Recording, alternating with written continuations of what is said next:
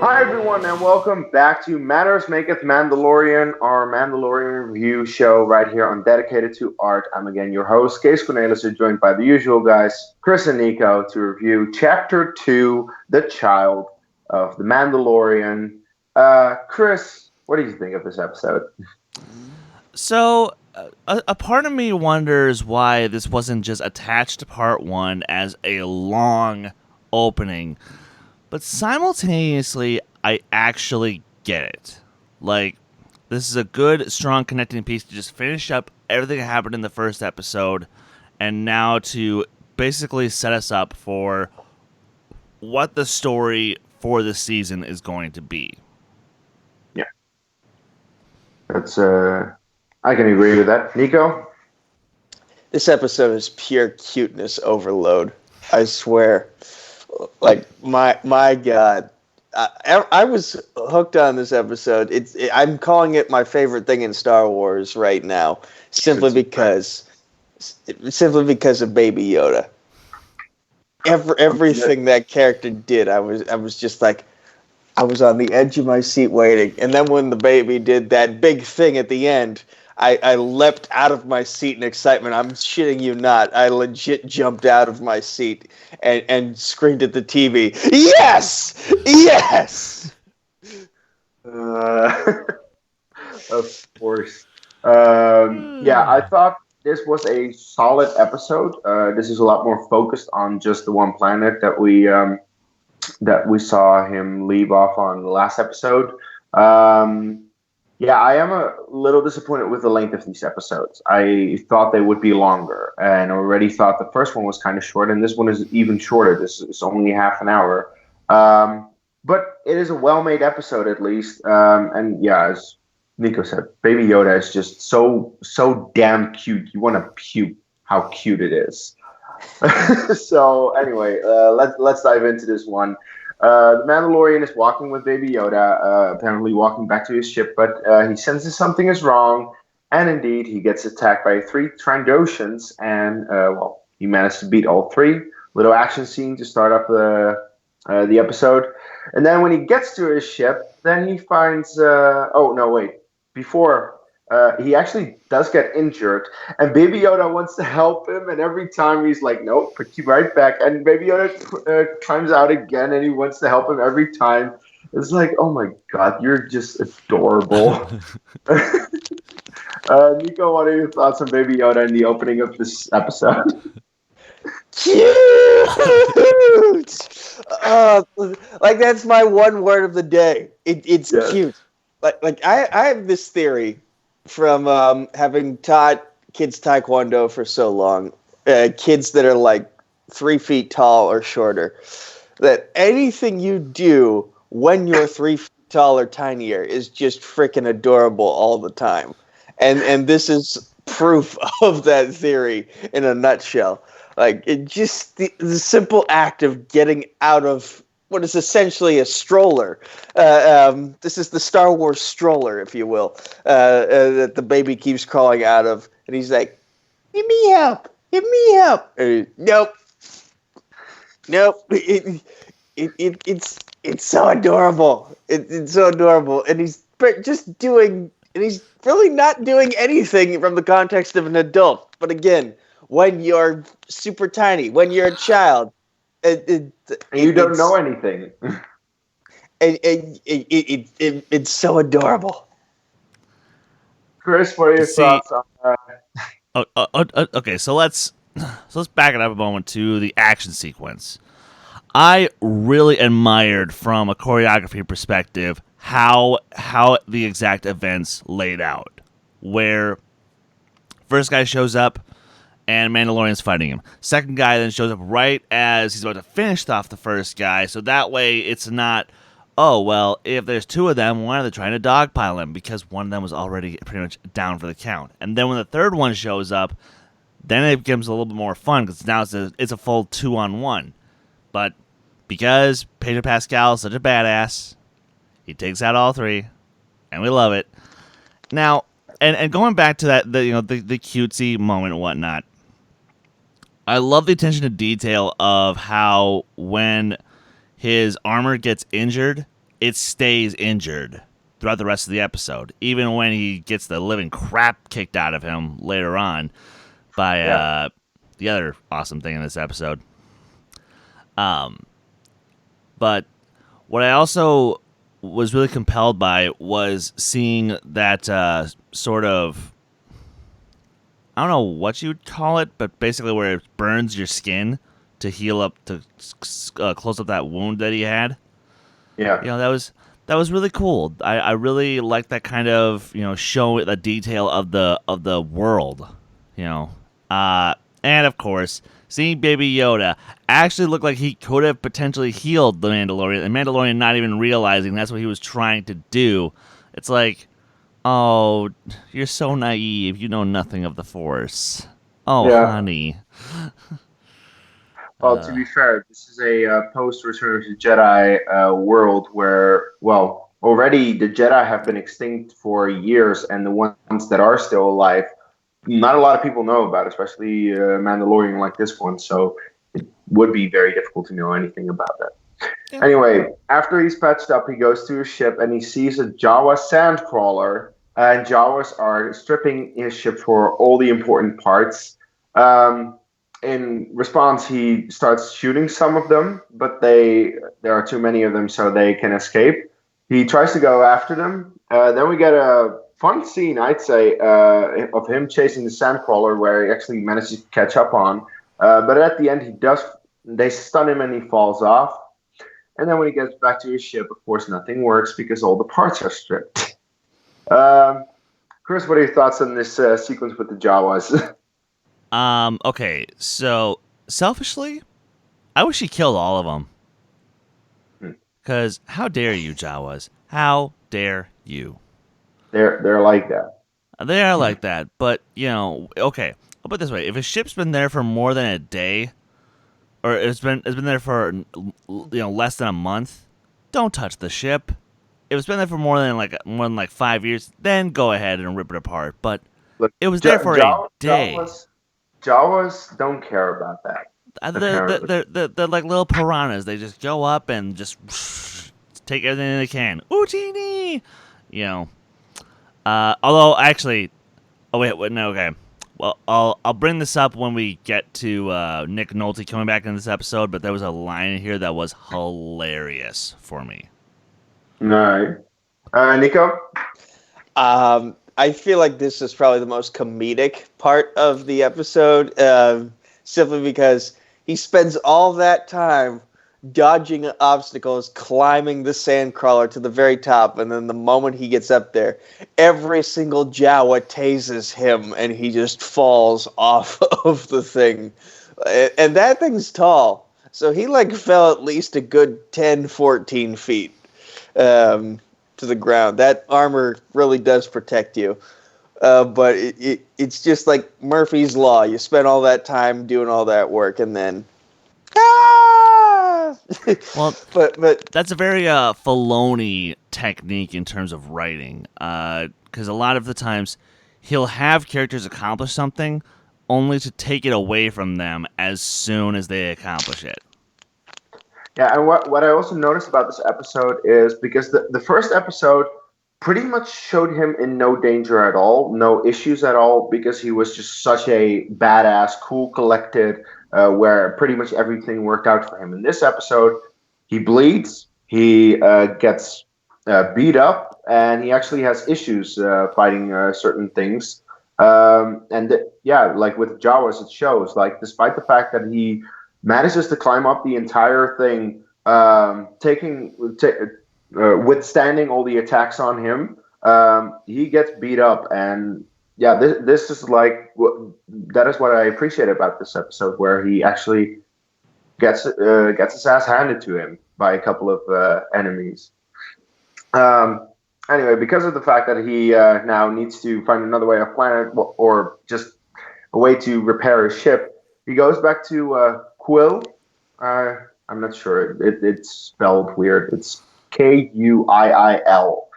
So I'm going to call him Quill because it sounds like Quill, Peter Quill. Yes, I know you hate that, Chris.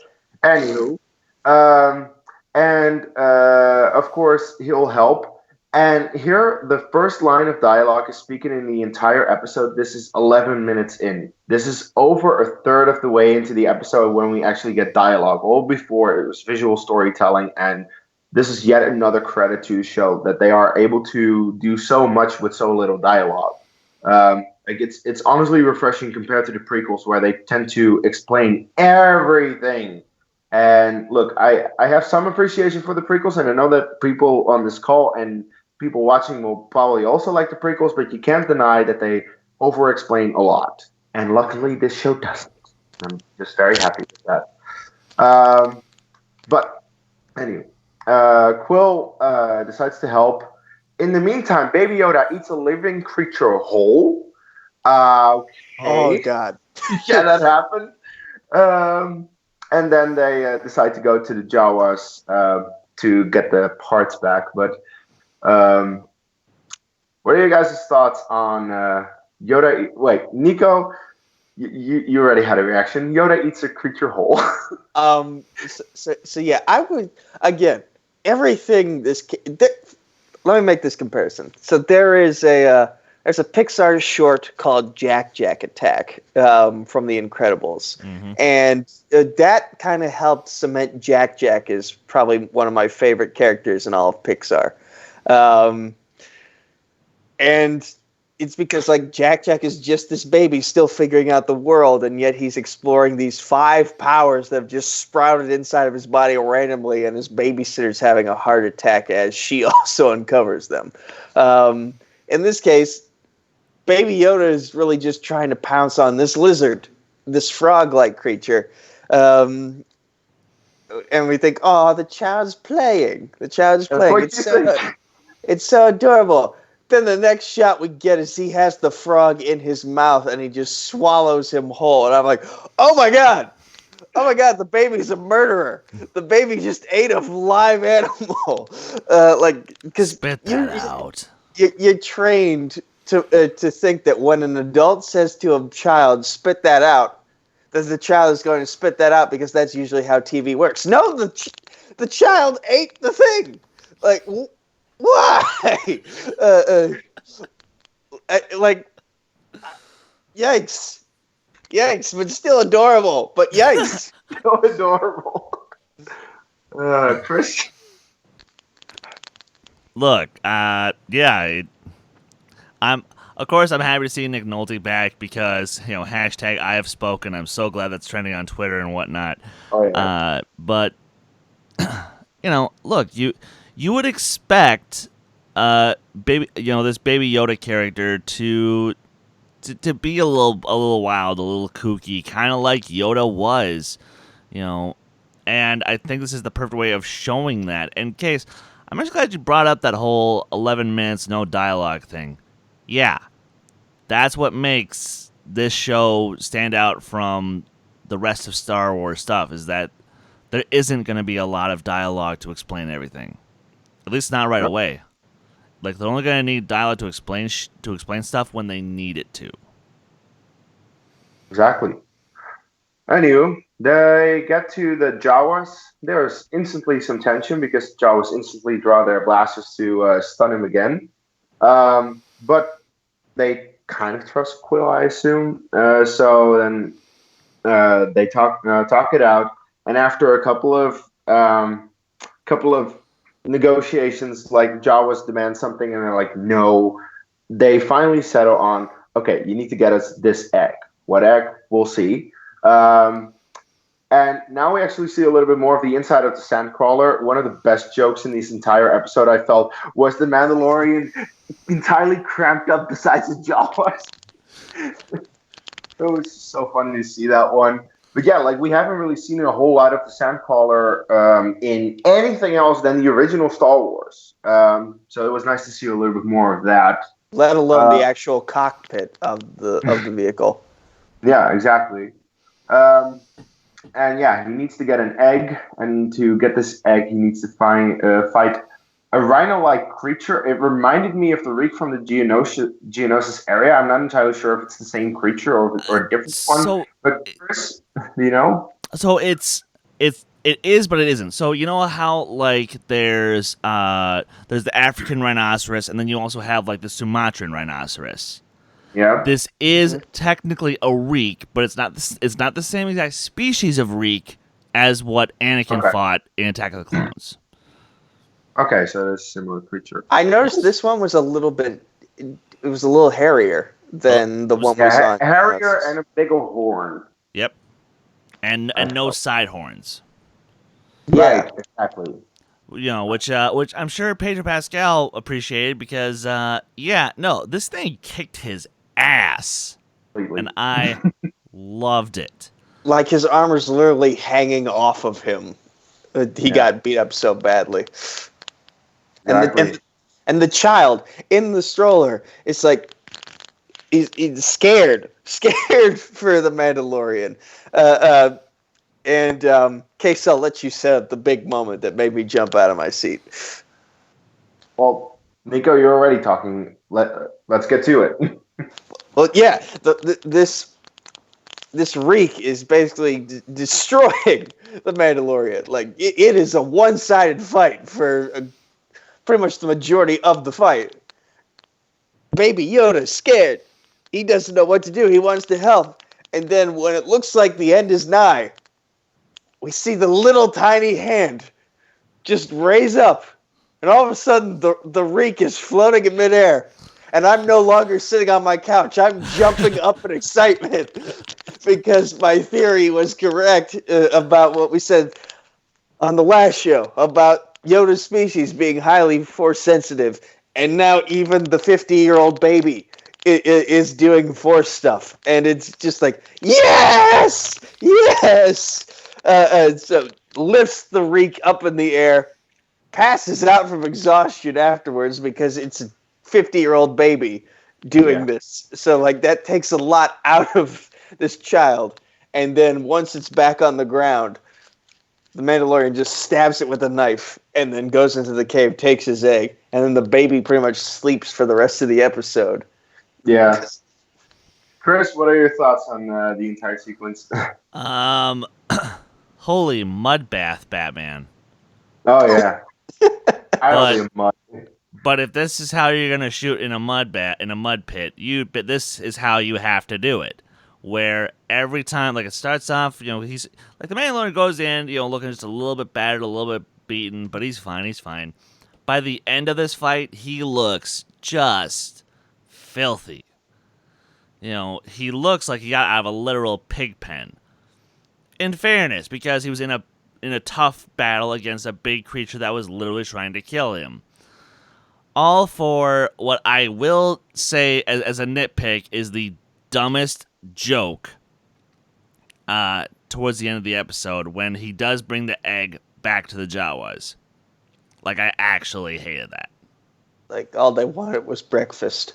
Yeah. It reminded me of an episode of Fairly Odd Parents where Cupid gets a bunch of the kids and their godparents together to basically build him the ultimate omelet breakfast. And I'm like, Cupid, no, bad. Okay, let me change the conversation back to positive. I want to know how they shot this scene with the reek, because like the reek is primarily CGI and special effects. I want to know how they did the motion capture for this to make this fight scene look so amazing as it did. I assume a couple of people in green suits, like acting off of him, and then later they create the stuff in it. I mean, probably. But that's still very movie-like production. So again, this once again shows how high quality TV we're getting, because this is still a TV show. It's crazy. And we're probably going to mention this every single review for every single episode, that this is still just a TV show and it's not a movie, because it looks so damn good. But yeah, the Baby Yoda passes out. That was just, oh my god! And I was wondering for a second, he's gonna come back, right? But yeah, of course that's at the very end. We'll get to it. But yeah, he returns with the egg, and I thought the egg has some special meaning about it, but no, it's just food for them. And I was also like, okay, well, that's a thing you can do, and it's kind of like subverting expectations, but not in a way that I particularly like it, because I was like, this egg is special, and there's like a bigger reason for it to be just food for them.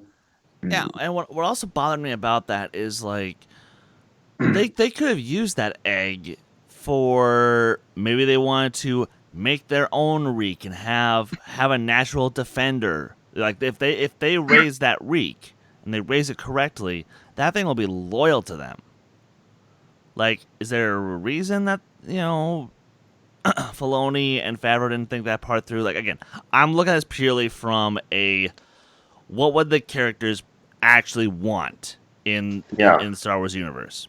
I think they went with this because of the fact that we're probably not going to return to this planet anytime soon, or at least not return to the Jawas anytime soon. So that part is just done, and they wanted to subvert expectations and put a joke in it rather than have it have a deeper meaning, because we're not going to see it anyway. Maybe not even as a joke is why they put it in, but also just like a reminder of, not every character has like this big grand vision. Sometimes they just want the simple things in life, like a good meal, because they live in the desert. It's hard to survive. You got to do what you got to do, and if you can recruit the services of a frickin' Mandalorian to get you breakfast, you might as well do that. My only thing is like, don't you have something in that giant sandcrawler to actually cook the egg? Like, you're just going to eat it raw, like Rocky style, and not even like via a cool drinking scene. You're just like grabbing into the egg and just and you're spilling everything anyway, because they spilled a lot. I thought. Yeah, they spilled quite a bit.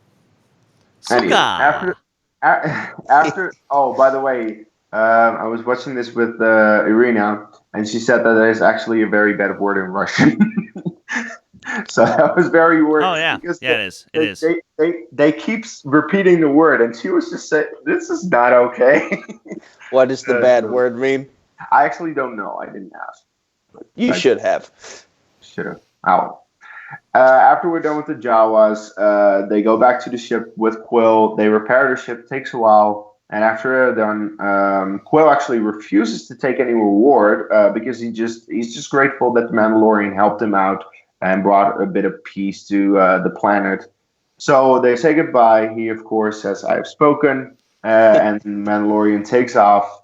I hope we see the character again, but I don't know. I think it might come back later when the Mandalorian is in some desperate situation and he needs help. That would be cool, I think. But other than that, I don't really see him returning. If it was just these 2 episodes, I'm good, because in these 2 episodes, I got a really fun character out of him. And then where they're in space, Baby Yoda wakes up again, and we're all good. And now we set up for the next episode.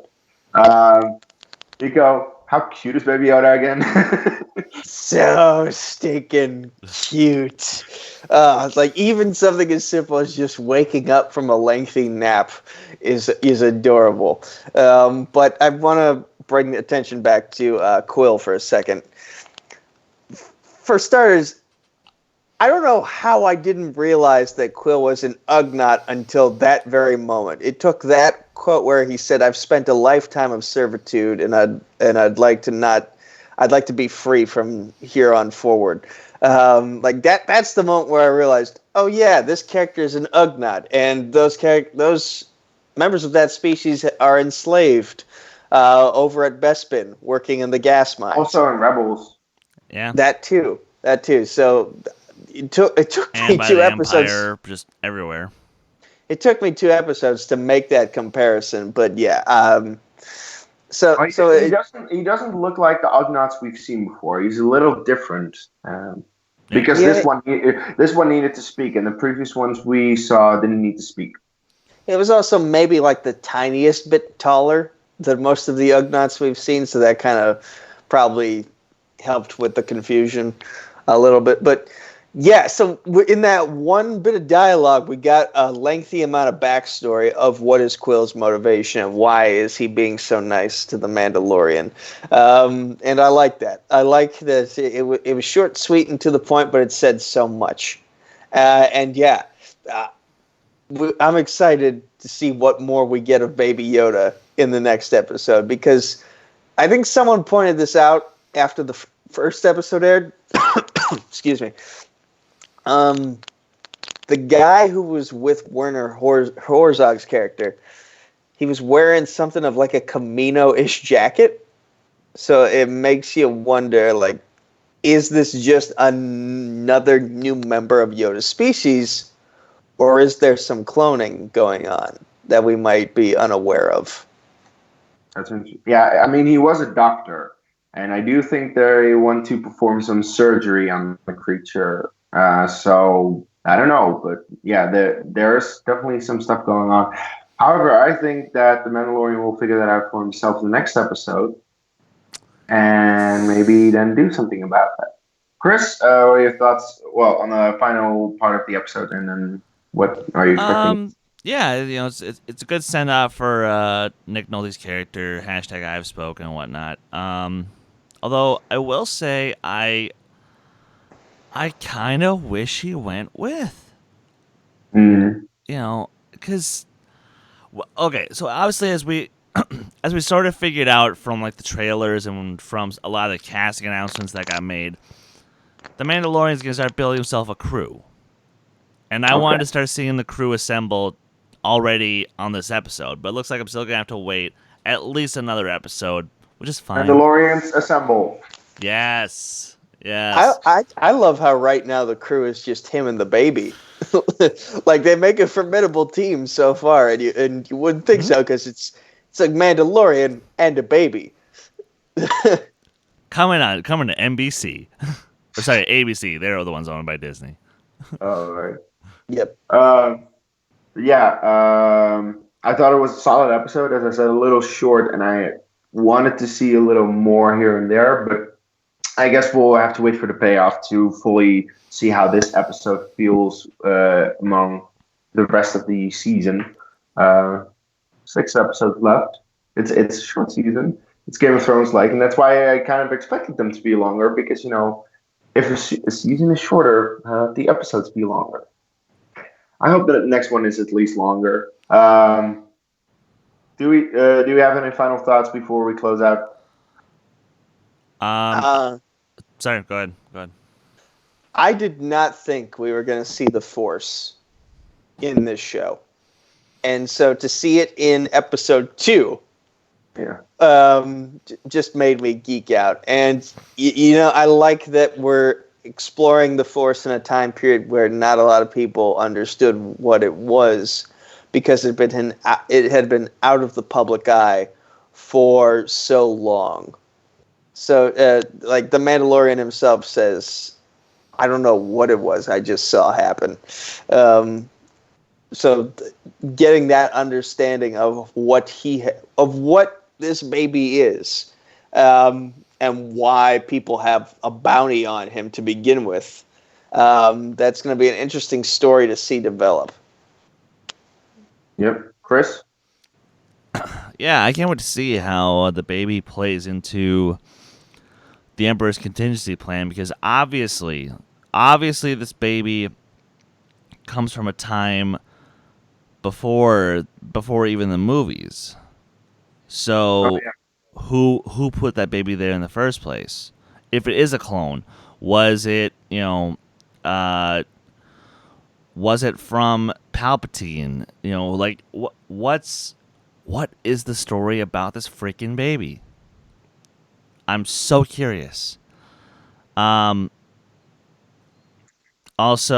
obviously, like, I want to see what's going to cause the Mandalorian to go complete ape crazy on the stormtroopers, because I know I'm looking forward to that action sequence. I'm looking forward to the rest of the cast joining the show. And side note, as far as this, going back to this episode now, Rick Famuyiwa, Excellent job on directing this episode, sir. Ludwig Göransson, once again. I never thought I'd be excited to hear electric guitars in a Star Wars score. And yet. It has been used before, I believe. Briefly in Attack of the Clones, but... Also in the Clone Wars. Again, briefly. But, like, over an extended period of time, I never thought I'd be, like, down with that. Even though, out of the three of us, I'm the rock and metal guy. Imagine that. But still, it's really impressive what he's been doing. And, there's a reason he won that Oscar for Black Panther. So, dude, props to you. Yeah, about the score, apparently some people have been complaining about it, but I'm like, it's a TV show. It's different. So I am 100% fine with the score because, yes, it doesn't sound like a Star Wars-y score as we're used to from John Williams. Then again, no one's like John Williams. Plus, Ludwig Göransson is clearly trying to do his own thing for this show to make it sound different because, it is different. It's not movies, it's TV, and it's not the animated TV that we are used to having the score from Kevin Kiner and really the score being heavily like the movies. This is different. But I do think the music works for the show. It works with the tone of the show, and I like it a lot, actually. So I can't wait to hear more pieces of him because so far the pieces have been good. But I think we're waiting for a very special theme for a certain character, certain episode, like we've had also in Rebels and Clone Wars, where sometimes they would make a special theme, like the Thrawn theme, for example. We'll have to wait and see for that one. I have one more thought before we close things out. Yeah. So it was just announced recently because there was some concern as to whether or not it would happen, but it has been officially announced that Robert Downey Jr. will be returning as Iron Man from Marvel's What If animated series. So if he was willing to come back for that, a simple Disney Plus cartoon, it makes me wonder, could he maybe do a small voiceover role for one of the stormtroopers that the Mandalorian will inevitably kill? It would be nice to have a cameo. I mean, I remember Daniel Craig in The Force Awakens just cracked me up.